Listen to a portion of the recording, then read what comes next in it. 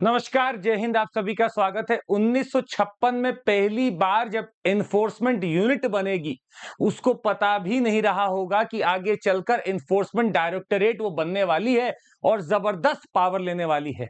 आपका हमें महज 4 से 5 मिनट चाहिए समझने के लिए कि आखिर ईडी के पास कितना पावर है। ये बात सुप्रीम कोर्ट के जजमेंट से निकाली जा रही है जो हाल ही में आया है, और उसके हिसाब से supreme court has interpreted the power of ED as anyone can be summoned for any information. ये पावर है ईडी का। तो कई बार लगता है देखकर कि इसको अंडर एस्टिमेट नहीं करना चाहिए था। भले 1956 के बाद बनती है ये यूनिट, पर आज 2024 में हम हैं और इसको कहा जा रहा है सर्वे सर्वा यूनिट है ये हर किसी से पूछ सकती है, किसी भी केस में जा रही है। अब आप समझिएगा कि पावर किसके तहत आ रहे हैं। पहला पावर जो मिल रहा है वो मिल रहा है सीधे फेरा से, फॉरेन एक्सचेंज रेगुलेशन एक्ट। फिर हो सकता है फेमा के अमेंडमेंट के बाद भी इसको पावर मिला और बढ़कर हमें PMLA, prevention of money laundering act के तहत जो 2002 में आता है उसके तहत भी पावर मिल रहा है। यहां तक कि प्रिवेंशन ऑफ करप्शन जो सिविल सर्वेंट्स में एक्ट बनाया गया है, प्रिवेंशन ऑफ करप्शन एक्ट, उसमें भी पावर दिया जा रहा है। कोफे पोसा में भी पावर दिया जा रहा है। मतलब जबरदस्त एक एजेंसी है और ये inquiry, investigation, seizure of property और बुलाकर बैठा सकती है, लोगों को समन भेज सकती है। ये सारे ईडी के पावर हो सकते हैं। हम आपसे ये डिस्कस आखिर कर क्यों रहे हैं। आपसे एक सवाल आएगा अगले 3 मिनट में, आपको जवाब देना है नीचे कमेंट करके, और वो जवाब जो दे देगा उसके लिए शायद हम वाकई में कॉन्फिडेंट रहेंगे कि वो इस एग्जाम को क्रैक कर सकता है। तो नीचे कमेंट जरूर करिएगा। वो क्वेश्चन बस थोड़ी देर में आपके सामने आएगा। बात यूं थी कि इन्फोर्समेंट डायरेक्टोरेट जो कि सेंट्रल गवर्नमेंट के तहत काम करती है, उसने तमिलनाडु के कुछ अधिकारियों के, और कुछ अधिकारी बस नहीं, वहां के जो डिस्ट्रिक्ट मैजिस्ट्रेट या फिर कलेक्टर थे, उनको समन भेजा। वो गया समन तिरुचिरापल्ली, अरियलूर, थंजावुर, करूर और वेल्लोर के डिस्ट्रिक्ट मैजिस्ट्रेट को, और इनको बुलाया गया कि आइए आपसे इन्वेस्टिगेशन करना है, कुछ एविडेंस चाहिए, आइए। ये समन ईडी भेजती है। एक सैंड माइनिंग का बहुत बड़ा जंजाल दिख रहा था कि इलीगल सैंड माइनिंग की जा रही है, और उसके लिए डीएम या उसके आसपास के एडमिनिस्ट्रेटिव जो मशीनरी है उससे जांच पड़ताल करने के लिए समन को भेजा गया। ईडी ने समन भेजा। तमिलनाडु ने इस पिटीशन किया, या इसके खिलाफ एक पिटीशन करते हैं कि ईडी जानबूझकर राज्य सरकार के कर्मचारियों को परेशान कर रही है। यह केस जाता है हाईकोर्ट मद्रास में, और मद्रास हाईकोर्ट ने बोला कि हां, ये समन पे स्टे लगाना जरूरी है, क्योंकि डिस्ट्रिक्ट मैजिस्ट्रेट कहां दिल्ली जाकर अपना कुछ ओपिनियन दे पाएंगे, कहां वो एविडेंस कलेक्ट करते फिरेंगे, तो इसको खारिज कर दिया। पर ये केस ईडी सुप्रीम कोर्ट तक लेकर जाएगा, और सुप्रीम कोर्ट में 2 इंपॉर्टेंट जस्टिस जो इस समय बहुत बढ़िया जजमेंट दे रहे हैं, जस्टिस बेला एम त्रिवेदी और जस्टिस पंकज मित्तल साहब, इन्होंने बोला we are setting aside the high court's order.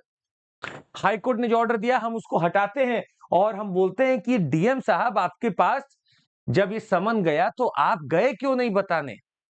आप जो आज हमें बताने की कोशिश कर रहे हैं कि आपके ऊपर भार बहुत है, या आपके वकील के तहत जो आप बताने की कोशिश कर रहे हैं कि आप डिस्ट्रिक्ट कलेक्टर हैं, आपके ऊपर सोशल वेलफेयर का बहुत बड़ा दायित्व है, इलेक्शन ड्यूटी भी आपके पास लगी हुई है, तो आप ये मिलकर भी तो ईडी को बता सकते थे। तो जब ईडी ने समन जारी किया तब आपने जवाब क्यों नहीं दिया। अब इसके लिए इनको आखिरी चेतावनी दी गई है, और बोला गया है कि जितने डिस्ट्रिक्ट मजिस्ट्रेट जिसमें इन्वॉल्व हैं, जिनको ईडी ने समन भेजा है, वो जाके वहां पे जवाब देंगे।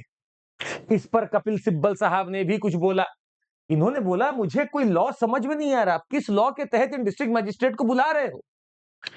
अगर वो एक्यूज होते तो बुलाओ, अगर वो डायरेक्टली इन्वॉल्व है तो बताओ, वो अगर आपको एजेंट है तो बताओ, वो तो इनमें से कुछ भी नहीं है, आप क्यों समन कर रहे हो। इसके ऊपर पीएमएलए का पावर दिखाया, और ऑनरेबल जजेस ने आईना दिखाया कि देखिए, आप ठीक से पढ़िए सेक्शन 50 का क्लॉज 2 और सेक्शन 50 क्लॉज 3। किसका एक्ट है? पीएमएलए का एक्ट है 2002 का। सेक्शन 52 के हिसाब से ईडी किसी को भी समन कर सकती, any person deemed necessary for providing evidence और प्रोड्यूसिंग रिकॉर्ड। बोला कोई इंसान हो, उसको प्रोड्यूस करने का, समन करने का हम भेज सकते हैं वहां पे नोटिस, और वो इन्वेस्टिगेशन के दौरान मौजूद होना चाहिए। 53 क्या बोलता है? Summon individual is bound to attend in person और through authorized agents and is required to provide truthful statements. आप डीएम साहब अगर नहीं जा पाए तो आप किसी को भेज देते, आप अपने एजेंट को भेज देते, आप वकील साहब को भेज देते अपने। आज समन पे समन भेजा जा रहा है, आप कोई बात भी नहीं कर रहे हो और हाईकोर्ट में लेकर जा रहे हो, फिर सुप्रीम कोर्ट में केस आ रहा है। बर्डन क्यों बढ़ाते हो जुडिशरी का? बड़ा इंपॉर्टेंट पॉइंट है ये। तो क्या पीएमएलए के तहत ईडी का पावर इतना बढ़ चुका है कि any person can be summoned any time for any information? जी हां, सुप्रीम कोर्ट की माने तो बिल्कुल ऐसा ही होता दिख रहा है। अब आपसे सवाल, और इस सवाल का जवाब आप हमें देंगे नीचे कमेंट करके। पहला, सेंटर वर्सेस स्टेट या सेंटर स्टेट फेडरलिज्म के यूनिट में आपको क्या लगता है ये जो केस गया है सुप्रीम कोर्ट में, किस आर्टिकल के तहत गया होगा? Which article might be involve here, आपको पहला यह बताना है। दूसरा, आपको यह बताना है कि क्या हम फंडामेंटल राइट्स को बचाने का जो रिट है और वो सुप्रीम कोर्ट का अलग है, हाई कोर्ट का अलग है, तो क्या मैं आर्टिकल 32 का यहां पे इन्वोकेशन कर सकता हूं या नहीं कर सकता हूं? आपको यह चीज बतानी होगी कि अगर मुझे मैंडमस जारी करवाना है, अगर मुझे प्रोहिबिशन जारी करवाना है, तो क्या मैं आर्टिकल 32 के तहत जा सकता हूं या नहीं सुप्रीम कोर्ट में? और मैं कौन हूं इसको देखते हुए आप जवाब करिएगा। मैं क्या कोई सिटीजन है या फिर मैं एक सरकार है?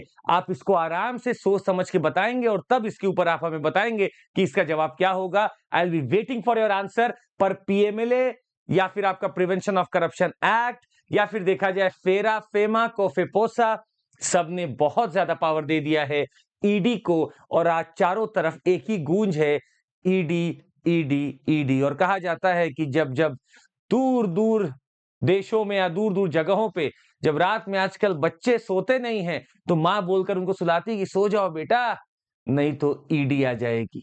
आज के लिए बस इतना ही। और आपको बता दे कि ऐसी चीजें बड़ी हमारे यहाँ होती रहती है, और अनअकैडमी में अगर आपको जुड़ना है तो आपको और हमको दोनों को मिलकर साथ चलना पड़ेगा। हम आपको देते हैं एक पैकेज। बस ऐसा नहीं कि हम आपको एक सब्जेक्ट पढ़ा रहे हैं, हम आपका लाइफ सारा लेसन वहां देने की कोशिश कर रहे हैं। और पैकेज में मेंस हो, पीटी हो, इंटरव्यू हो, क्रैश कोर्स हो, क्यूईपी, कुछ भी हो, सब आपको मिलेगा एक जगह। तो अलग अलग हम आपसे डिमांड नहीं करेंगे, अच्छा क्यूईपी लेना तो और पैसा दे दो, टेस्ट सीरीज लेना और दे दो। एक पैकेज, सब कुछ आपके पास। और अगर आपको लगता है कि आप अफोर्डेबिलिटी में कहीं पीछे हट रहे हैं, आप अफोर्ड नहीं कर पा रहे हैं, हो सकता है आप पढ़ रहे हो, अगर आपको जुड़ना है तो बहुत बेहतरीन मौका एक आया है आपके लिए। बस आप 7 तारीख को हमें अपना 1 घंटा दे दीजिए। On 7th of April you just sit for 1 hour, 50 questions, बस 50 क्वेश्चन आप सॉल्व कर दीजिए। अगर आप बेहतरीन परफॉर्म करते हैं तो खुद अनअकैडमी की तरफ से आपको फोन जाएगा कि देखिए साहब आपने अच्छा किया है, आपको मैं स्कॉलरशिप अमाउंट देता हूं। अरे आपका कोर्स जो हो सकता है 60-70 हजार का हो, आपको हो सकता है 20,000 में मिल जाए, 35,000 में मिल जाए, आप ही का फायदा होगा। हम तो टेस्ट करा रहे हैं, लोग जुड़ भी रहे हैं, आप भी जुड़ जाइए। तो नीचे डिस्क्रिप्शन पे लिंक है, अभी जाइए, क्लिक करिए, वहां CMC कोड डालिएगा। क्यों डालिएगा? क्योंकि हमने आपको बोला है ना, हमने आपको वचनबद्ध किया है। जाके नीचे करिए जाकर, और आपको फायदा मिलेगा। टेस्ट देते रहिए, इससे पीछे मत हटिएगा। और हमारा इंग्लिश, प्योर इंग्लिश मीडियम जो हमारा चालू हुआ है, that starting from 6th of April, a new batch, you can join even that would be all from my side. Thank you so much, take care, जय हिंद। शेयर करना मत भूलिएगा, like, subscribe और शेयर। जय हिंद।